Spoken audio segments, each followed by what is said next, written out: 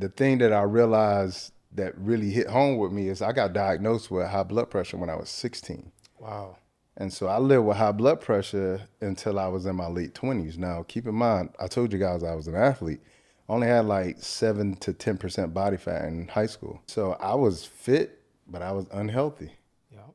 And so I'm in the hospital in Atlanta, and everybody who see me in the hospital, they're like, all right, I want to talk to him because I'm the only black person with a white coat in there. And so now realizing I'm in a respectable position where people are looking to me for leadership. And so now I'm like, I got to figure this out because I'm seeing people my age coming there with heart attacks and strokes in the late 20s, early 30s. And so I'm realizing this is going to be me.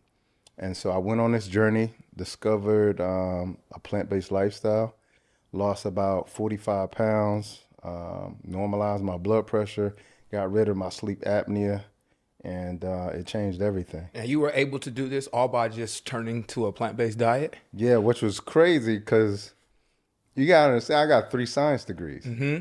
And everything in science told me that wasn't possible because even when people would get diagnosed, they would always ask me how long I got to take this. And I'll be like, you got to take this for the rest of your life. Yeah. So being a scientist, you believe in the research. What made you go against the research? Truth, because I was always seeking the truth. Come on. It didn't matter how I got there, but I was seeking the truth. So every time I got to a point where it was like, well, that's not healing nobody. Wow. It wasn't truth.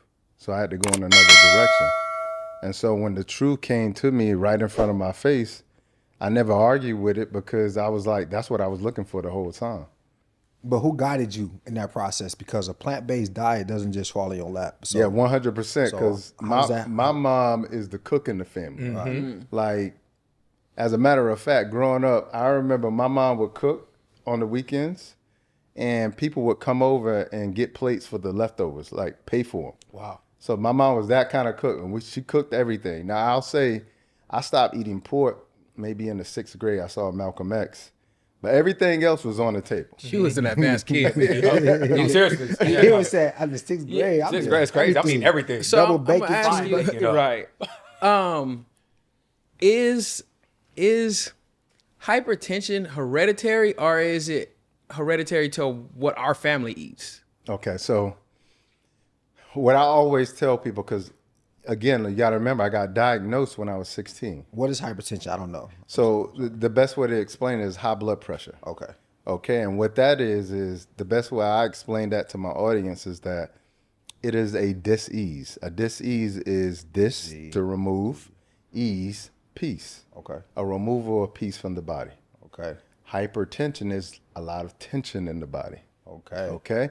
That tension is coming due to pressure. Pressure specifically in the arteries and the blood vessels. Okay? That could come due to plaque. That can come due to a thickness of the blood. That can come due to a blockage. A lot of different things. Okay? Stress even.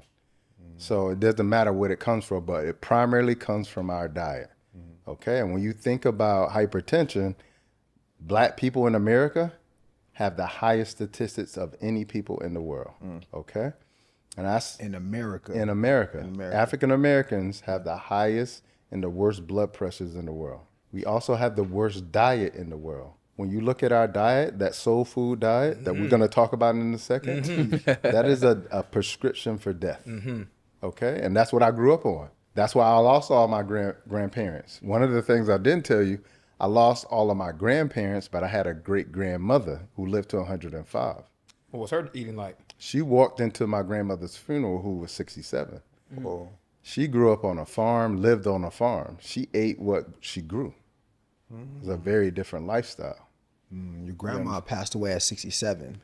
Yeah, her. And the average life expectancy for a woman in America is like 78, 80. Yeah.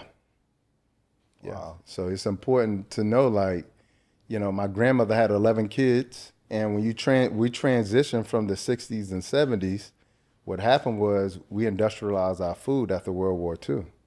That's where you got a lot of soldiers who would take home the MREs.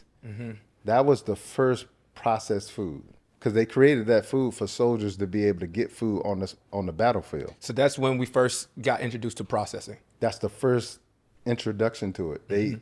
They hired scientists to figure out how do we create food for the soldiers that doesn't go Mm-hmm. bad? Because in World War One, most of the soldiers died not due to Starvation. warfare; they died due to starvation and malnutrition.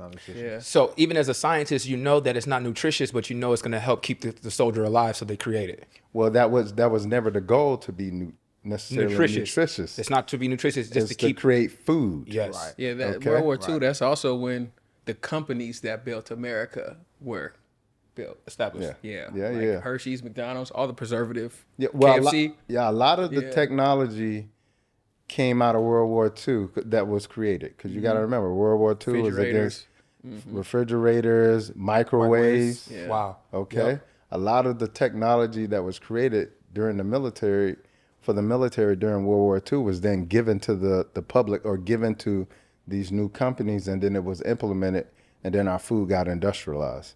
So my grandmother having 11 kids, trying to figure out how do you feed 11 kids, and now you switch from a natural oil to now you're using Crisco. You see what I'm saying? Most people had a garden in their yards, and you go back to the 40s and the 50s. Now you're not going to your garden to get your food. Now you're going to a supermarket.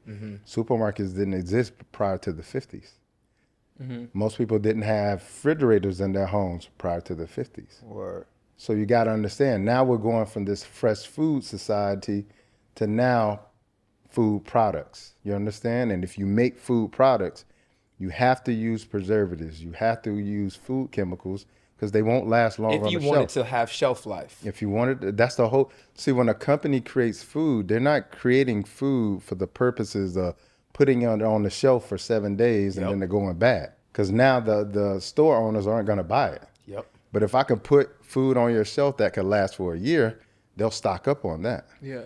You see what I'm saying? So we went from food to food products. You see what I'm saying? And that was the shift. At 16, were you able to make the connection that, yo, I'm healthy, I'm active, I'm an athlete, and I got high blood pressure? Yeah. It's got to be because of the food. Or did this realization come later on in life? No, I said it was because I had bad genes because I lost all my grandparents.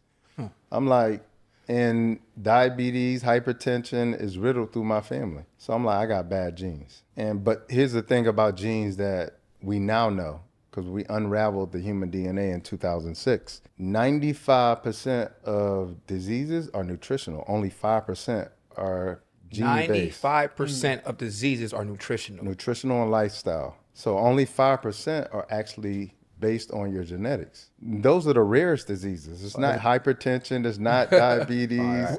It's not even most of the cancers. It's not breast cancer, prostate cancer, colorectal cancer, none of the cancers that you would think of. Okay, so let's get into it. Because you said 95% of diseases come from nutrition, right? And lifestyle. And lifestyle. In the World Health Organization, it says that if you eat meat, it will cause cancer. Yeah. Right. So all processed meat, which most meat is processed, because it has to be. You got to think, if you slice something up or kill something, there's no way possible for it to last the length of time that it lasts. I mean, if you run a dog over out there and come back 2 days later, it's going to smell, look, and have things coming out of it.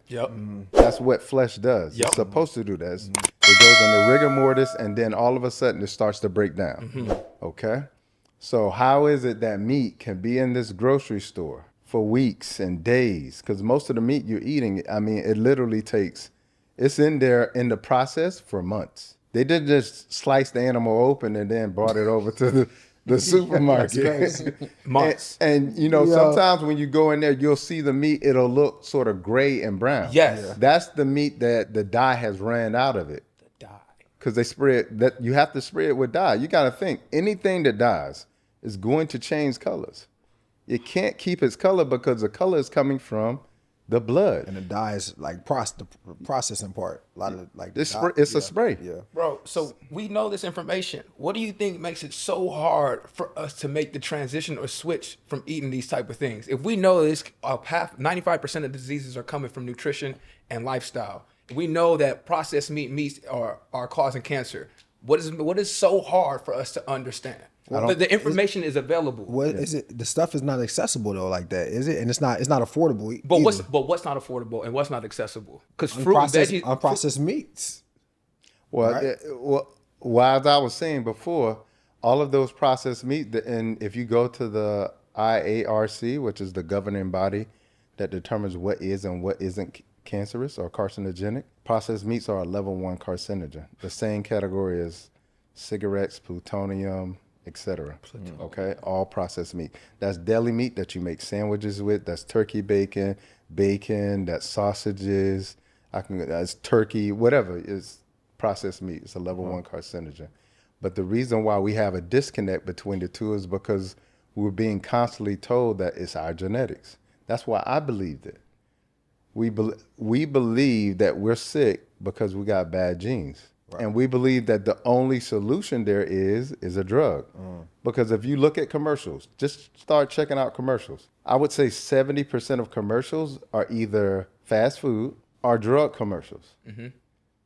So if you're constantly getting that television programming that is telling you in between whatever programming you're watching, take this drug for this, it heals this, and then of course you hear that long list of side effects. Yeah, that is like 70% of the commercial.